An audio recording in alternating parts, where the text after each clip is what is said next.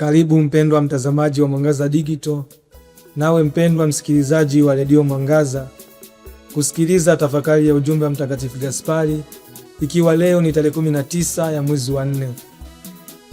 Usikiapo maneno yanayoumiza, jisemee moyoni mwako, ili kuingia mbinguni kila kitu ni chema.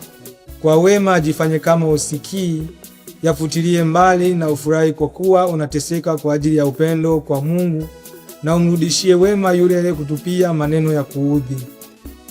Usikiapo maneno yanayoumiza, jisemee moyoni mwako, ili kuingia mbinguni kila kitu ni chema. Kwa wema jifanye kama usikii, yatupilie mbali na ufurahi, kwa kuwa unateseka kwa ajili ya upendo kwa Mungu, na umrudishie wema yule anayekutupia maneno ya kuudhi. Biblia inasema, heri ninyi watu wanapowashutumu na kuwatesa kwa ajili yangu. Rejea Injili ya Mathayo sura ya 5 aya ya 11.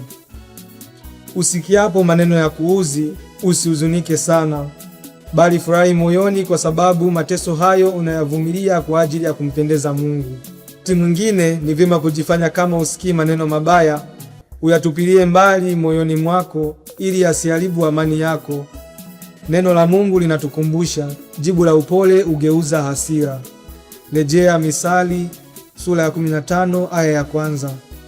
Hivyo chagua utulivu na upole badala ya ugomvi. Zaidi ya yote, rudisha mema kwa wale wanaokutendea mabaya. Biblia inasema, msimlipe mtu ovu kwa ovu, shindeni uovu kwa wema. Rejea Walumi sura ya 12 aya ya 17 na ile aya ya 21. Pia Yesu anatufundisha katika Injili Luka sura ya 6 aya ya 27, wapendeni adui zenu, watendeeni mema wanaowachukia. Ukifanya hivyo, moyo wako utabaki na amani na maisha yako yatakuwa ushuhuda wa upendo wa Mungu. Mungu hupendezwa sana na mtu anayechagua wema pale anapoumizwa. Itukuzwe damu ya Kristo!